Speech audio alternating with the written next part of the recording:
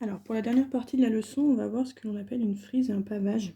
Alors vous connaissez déjà ces mots sans forcément l'utiliser en mathématiques.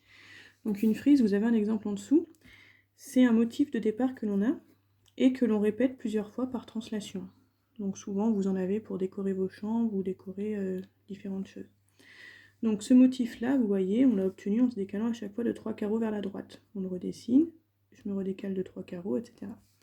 Donc ça c'est mon motif donc de base qui est répété donc plusieurs fois pour obtenir ma frise. Si vous regardez sur le deuxième exemple, on a une deuxième frise où le motif qui se répète plusieurs fois, c'est ce motif-là. Alors je le dessine moi sans la règle parce que pour filmer c'est beaucoup plus simple. Vous le faites bien droit avec votre règle sur votre feuille. Donc ça c'est notre motif qui se répète plusieurs fois. Et il se répète, vous voyez, par la translation qui suit donc cette flèche-là, puisqu'on le redessine tous les 2 carreaux. Ce motif, on peut l'obtenir à partir d'un motif qu'on appelle élémentaire, qui est encore plus simple que celui que l'on a donc ici. Ce motif, vous voyez que si je le partage en deux ici au milieu, je l'ai obtenu en faisant une symétrie. Donc mon motif élémentaire, c'est celui-ci. Et on l'obtient donc par symétrie par rapport à l'axe qui sera ici.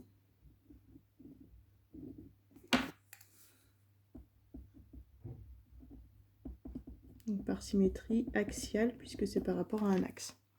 Donc si je fais une symétrie axiale à ce motif, j'obtiens celui-là, et c'est ce grand motif qui est répété donc plusieurs fois. Pour les pavages, ça va être la même chose, sauf qu'on va avoir un motif cette fois-ci qui est répété dans deux directions. Donc là, sur l'exemple qu'on a, il est répété dans ce sens et vers le bas. Donc le motif qui est répété plusieurs fois, vous le voyez, c'est tout ça. Donc là, c'est notre motif. Ce motif, cette fois-ci, il est obtenu, vous voyez, à partir de ce motif-là de 4 carreaux.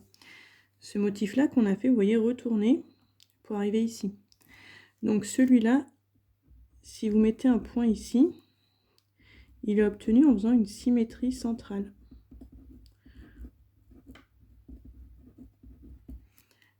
Et donc lui, c'est notre motif élémentaire.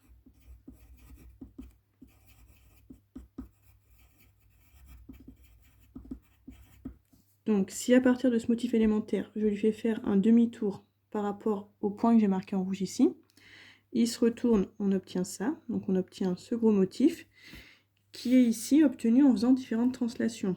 Ce motif-là, il est redessiné à partir d'ici, à partir d'ici, à partir de là. Donc il se répète tous les 4 carreaux. Donc on a cette première translation qui permet d'obtenir notre première ligne, et une fois qu'on a fait ce motif-là plusieurs fois, il est aussi répété, là vous voyez, à partir d'ici, vers le bas, donc à partir à chaque fois de chaque point qui est ici. Donc il y a une deuxième translation ici qui définit donc ce pavage, qui est celle-ci. Donc pour un pavage, il vous faut à chaque fois deux directions. Là, j'ai une direction horizontale, une verticale. Vous verrez que des fois, vos flèches peuvent être un petit peu obliques.